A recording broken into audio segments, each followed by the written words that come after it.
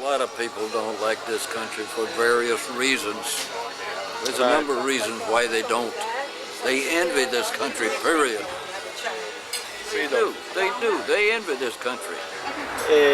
La sociedad americana no sabe lo que hace su país en los otros países. O sea, el único que puede parar esto, estas matanzas mutuas, es el pueblo americano diciéndole basta a su propio gobierno de seguir intrometiéndose en las cuestiones de los otros países. Claro. Por ejemplo, en mi país, en Argentina, apoyaron la dictadura directamente, hay papeles que lo prueban, todas las dictaduras de Latinoamérica que fueron lo que devastaron la economía y la vida de Latinoamérica. Claro. Y la gente de Estados Unidos no sabe eso.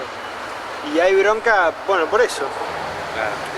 Pero la única solución sería que el mismo pueblo de Estados Unidos se pare en contra de que se sigan metiendo y haciendo las cosas mal en todo el mundo.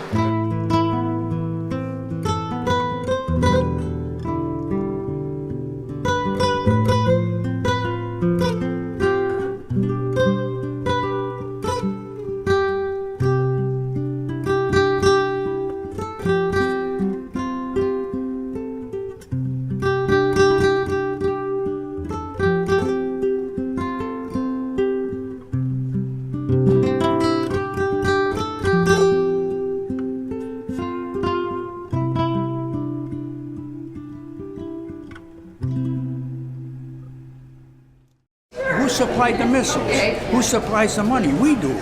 So now you wonder why the Arabs are mad at us. I'd be mad at you too if you're shooting missiles at me. Sure. Us getting involved, in other foreign government things that we don't know anything about. I wasn't even born when we got involved in Vietnam, but what I've studied about it, there's a lot of times, just because we're such a geographically large nation and we're economically large, we stick our heads in where it don't belong. Yeah, I think it's all about the way Americans are treating the whole world. But then again, the Arabs have a strange religion, this Taliban or whatever, and they hate the Westerners. Yeah. They're infidels. Well, this doesn't, and they have schools where they teach 6-year-olds to hate Americans, to hate Jews, and hate everybody. And you have groups of people in their country that are controlling their media and telling them what they want to tell them. They're not telling them exactly what the facts are in any way. So you have people that don't understand all of the facts. You have only what you're being told. If we were only told one thing in this country, we wouldn't know any better. I don't know what America did beforehand. I never thought America should be over anywhere, putting its nose into anything. But maybe every country does it. I don't know. I mean, we're not the first people to try to take over the world. And there's another thing here, like Saudi Arabia. We're in a catch-22 here. Sure. We have to deal with these people because they supply the oil, and they have a dictatorship. And if they could concentrate the hatred on us, then it takes away the people's hatred for them. Sure. the ones that are. And there's so many governments overseas that do the same thing. Sure. And so you deflect the anger. First of all, there are a lot of different kinds of terrorism. I mean, so we could ask that question. For example, why is it that there are hundreds of unsolved terrorist cases of bombings of, let's say, black churches in the South? And why has there never been a major investigation of that? So what are the grounds of that kind of terrorism? Well, the grounds of that kind of terrorism in the United States is racism.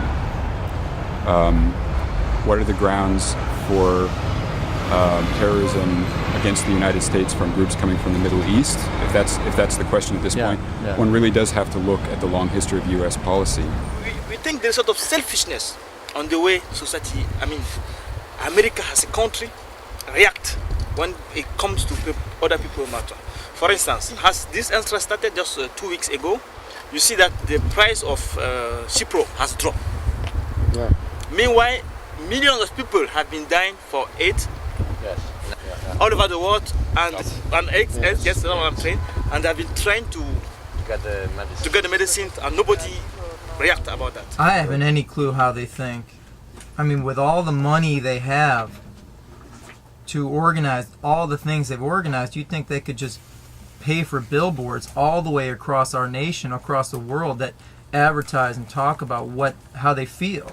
People who have very little to lose are more able to see desperate measures as being reasonable. I think economic reforms in the countries is the solution. I think if you have hope, you don't become a suicide bomber. Yeah, sure. You know, if you have a way out, if you can get to higher education, if you can get an income, if you can feed your family, then you don't become a terrorist. The same kind of extremely poor and desperate people in foreign countries that may do this that we call terrorism is similar to the very poor and desperate people in our own society that will turn to conduct that, you know, we like to think is unacceptable. But of course, me personally, people like me, have never experienced those kind of circumstances. And there are certainly people who think that they have very little prospect of ever achieving anything or ever making their life better. The solution is to invigorate the Afghanistani people and the Pakistani people and give them jobs and not have them depend on terrorism as a way of life. People like me have a million options, a million opportunities, and so when you start breaking things down, you lose things.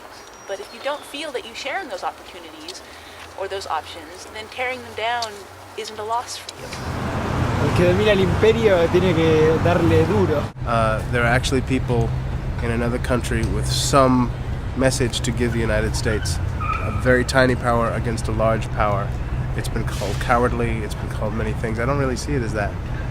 You know what I mean? However, you know, these people did kill themselves to you know, give this impact to the United States. I think it's foolhardy not to say, there's a message, what are they saying? You know, I feel that if you address that message, there's perhaps another way to come about peace and even quell terrorism as a whole, or terrorist acts as a whole, instead of just dropping bombs and killing perhaps innocent people. Well, my feeling is that they want attention. Yeah. And I'm not sure why they thought this would be effective in the long term, because it seems to me that it's a way of getting attention like a 3-year-old gets attention. If you act like a brat, you'll get attention, but it's not positive attention. And so yes, certainly a lot more thought is being given to what the point of view is and where these people are coming from and what their intentions are, but it's not making anybody sympathetic to what they're trying to achieve. I don't know what that message is. I am not in touch with what goes on politically, you know, between the Taliban or any of that. I don't know what's going on. I, knowing my government, feel that there's probably some, you know, there would be no interest in the Middle East if it weren't for oil. So there's something going on there that is, you know, it's for our gain. So it's probably for somebody else's loss. They made a point. It just now no one cares what they have to say because it's like a one-way talk. You know, the way they talk, it's a one-way street, their way or no way. You know, and I mean, I don't want to live like this in this world, but I'm not going to blow somebody up. I think we all should be living in the woods, you know, and enjoying what nature has, you know. But I'm just a guy who lives in America trying to make a living and not even doing a great job at that, you know. You know.